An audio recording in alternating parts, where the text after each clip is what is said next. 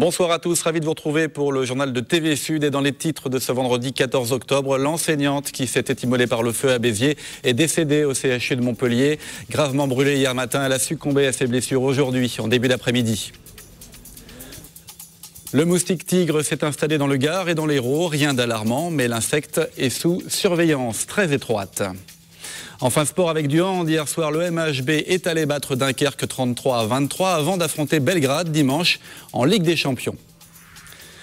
Elle avait 44 ans, l'enseignante qui s'est immolée par le feu hier matin dans la cour du lycée Jean Moulin est décédée cet après-midi sur place à Béziers. Le traumatisme est immense pour les élèves et l'équipe pédagogique.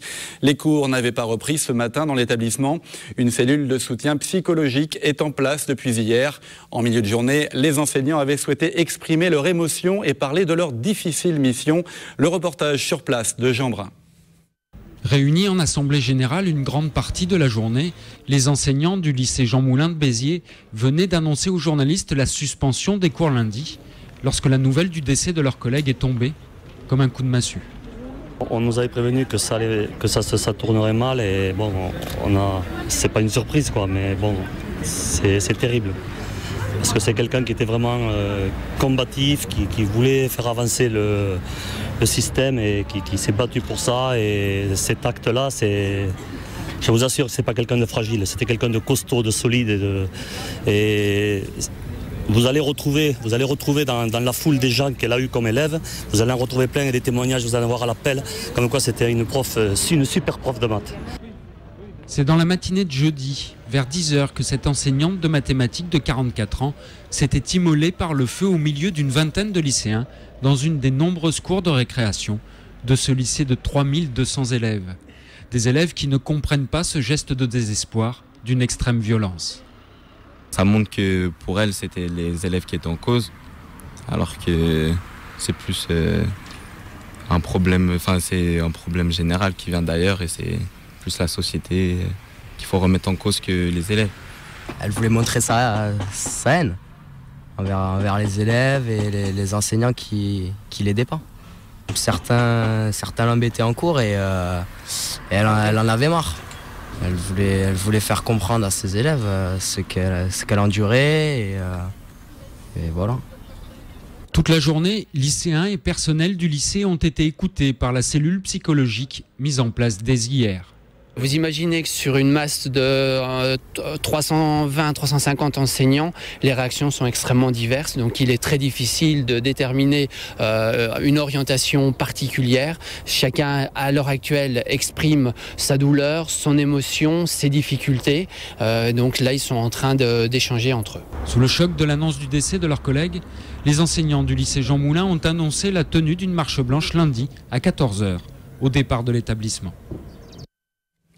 Et les enseignants ont prévu de manifester mercredi prochain devant l'inspection d'académie. Ils comptent mobiliser par la suite au niveau national.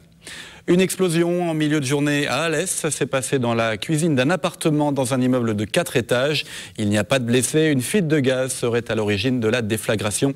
Des images signées Olivier Carillot à Alès.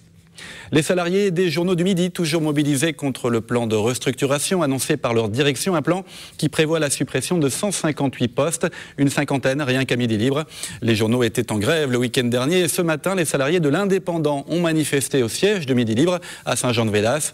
Juste avant une assemblée générale, ils ont négocié hier avec les responsables du groupe Sud-Ouest qui détient les journaux du Midi. Je vous propose d'écouter le secrétaire du comité d'entreprise de l'Indépendant. Il évoque les négociations d'hier. Écoutez. C'est l'engagement fort des messieurs Janté et Plomba, hier, qui nous ont dit qu'il n'y aurait pas de licenciement sec à l'Indépendant, qu'il n'y aurait que des départs volontaires, qu'il n'y aurait pas de démantèlement de l'entreprise, qu'il y aurait une réorganisation, mais que l'entreprise et l'Indépendant restaient une entreprise avec tous ses services. Voilà pourquoi on a décidé aujourd'hui, alors qu'on avait donné un préavis de grève, de ne pas se mettre en grève, mais on montre qu'on est encore tous unis et mobilisés, puisque sur les 170 salariés de l'entreprise, on est à peu près 80-90 ici aujourd'hui. Voilà, Midi Libre annonce qu'il n'y aura pas de grève demain. Le moustique tigre est implanté dans le Gard et dans l'Hérault. L'insecte est très surveillé car il avait véhiculé en 2007 une épidémie de chikungunya sur l'île de la Réunion. Dans notre région, il n'y a pas de traces de dengue ou de chikungunya, rien d'alarmant donc. Mais une veille épidémiologique a été tout de même mise en place dans le Gard et bientôt dans l'Hérault. Explication Olivier Michel. L'Aedes albopictus, plus connu sous le nom de moustique tigre, est présent dans la région. Repéré fin juillet à Saint-Ambrois dans le Gard, il a aussi été détecté à Nîmes et Montpellier. Alors ce moustique en fait est arrivé en 2004 à Menton. On a constaté qu'il s'était implanté et depuis d'année en année en fait il étend son aire de répartition en colonisant de nouveaux territoires. Une situation prise au sérieux par la préfecture du Gard qui a déclenché le niveau 1 du plan départemental anti-dissémination. Car si le moustique tigre n'est pas en lui-même porteur de virus, il peut en être le vecteur. Ce n'est pas parce que ce moustique est présent que nous nous trouvons confrontés à des foyers infectieux.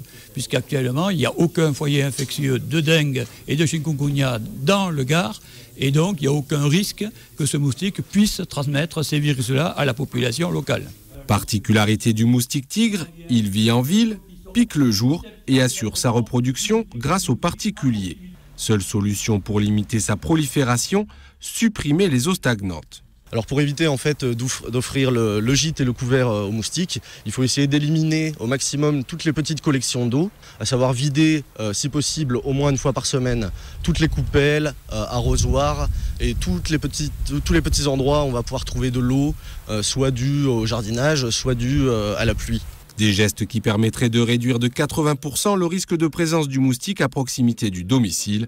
La préfecture du Gard a néanmoins annoncé que toute éradication est aujourd'hui impossible. Un mot de politique, le deuxième tour des primaires citoyennes, c'est ce dimanche 16 octobre et ce matin, Arnaud Montebourg a indiqué qu'il voterait pour François Hollande à titre exclusivement personnel. La campagne de l'entre-deux tours, en tout cas, se durcit entre Martine Aubry et François Hollande. Résultats et réactions dans nos éditions de lundi 12h30 et 19h30. Un nouveau rebondissement dans l'affaire Martin Missou. Le troisième ligne toulonnais est accusé d'avoir violemment frappé le Montpelliérain Rémi Martin à l'issue du match de rugby Montpellier-Toulon. C'était le 30 septembre dernier. Il sera jugé lundi, mais aujourd'hui, c'est le président de Toulon, Mourad Boudjelal, qui porte plainte contre le président du MHR, Moed Altrad, pour tentative de chantage et débauchage actif. Selon le président toulonnais, son homologue montpelliérain aurait tenté un arrangement en échangeant le retrait de la plainte contre Missou avec l'abandon d'une procédure déjà en cours avec un autre joueur, Gorgodze, pour une question de contrat. Une thèse que réfute le président montpelliérain. Sport, le vrai, celui-là avec du rugby et la reprise donc du top 14. Le MHR se déplace à Bayonne. Montpellier est 13e au classement avec 8 points. Coup d'envoi de la rencontre, c'est ce soir à 20h. Et puis il y avait du hand hier soir, 5e journée de D1. Le MHB a battu sans grande surprise Dunkerque chez eux, 33-23.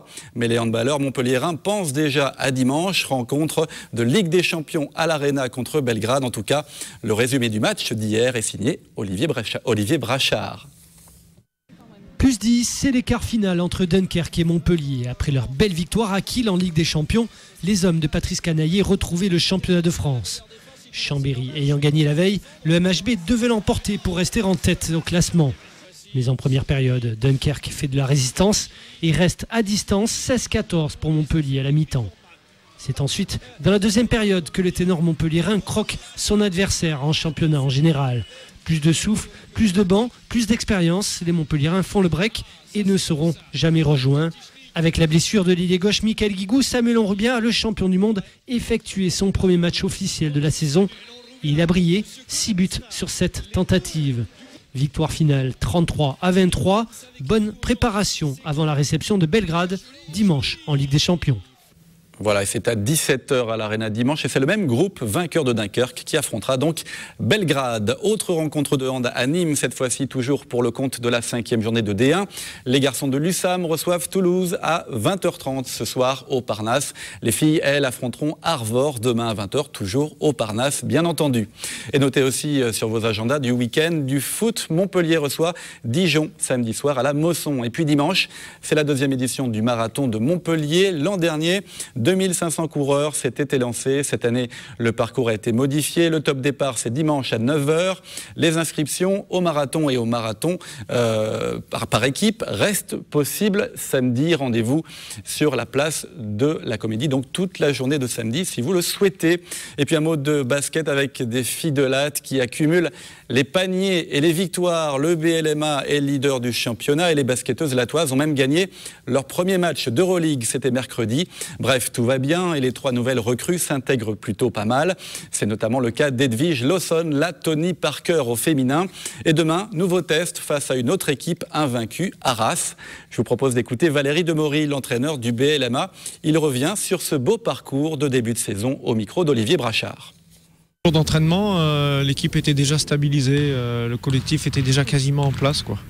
Donc c'est bizarre, des fois on met 3 mois, 4 mois à mettre un collectif en place. Et là j'ai mis 15 jours avec cette équipe-là.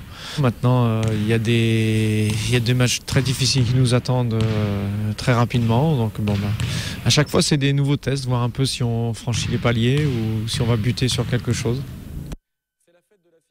Jusqu'au 16 octobre et le pôle culturel et scientifique de Rochebelle à Alès propose aux enfants des ateliers découverte de la science. Reportage à Alès, Julie Brionne, Olivier Carillot.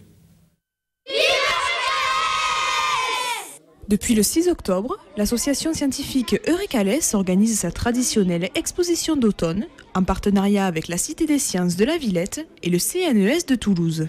Nous avons 2 thèmes cette année, un thème qui est autour de l'astronomie et un autre thème autour de bâtir. On va essayer d'être simple et didactique comme toujours. On va, par exemple, poser la question et y répondre. Pourquoi y a-t-il des saisons ? Comment sait-on qu'il y a à tel endroit de l'univers du sodium ou du chlore ou des choses dont on nous a dit, mais oui, mais comment on le sait ?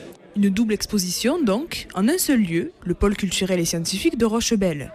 200 mètres carrés d'expériences et de démonstrations qui se veulent avant tout ludiques et interactives.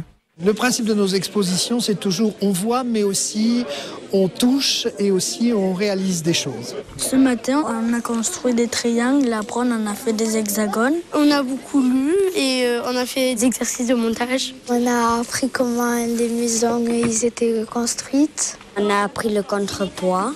On a appris comment on fait des igloos. En fait, on a fait le pont. Et on a essayé de voir si les clés de voûte, ça tenait sans l'arc. On avait des morceaux de mosaïque et on devait les remettre pour former des choses. Et j'ai trouvé ça trop bien. C'est que toutes les années on y va et toutes les années on apprend de nouvelles choses. Avis aux amateurs et aux curieux, ces 2 expositions sont ouvertes la semaine aux scolaires et les mercredis, samedis et vacances au grand public jusqu'au 30 décembre. C'est pas la science qu'on a envie de voir, c'est en fait essayer de comprendre ce qui est notre vie quotidienne, ce qui est autour de nous. C'est intéressant, même pour ceux qui n'aiment pas la science. Voilà, intéressant, c'est le mot de la fin et c'est la fin donc de ce journal. Prochain rendez-vous avec l'actualité en direct sur TV Sud, c'est lundi, le journal de la mi-journée à 12h30 bien sûr. Vous pouvez aussi retrouver les journaux et les émissions sur tvsud.fr. Très bon week-end à tous.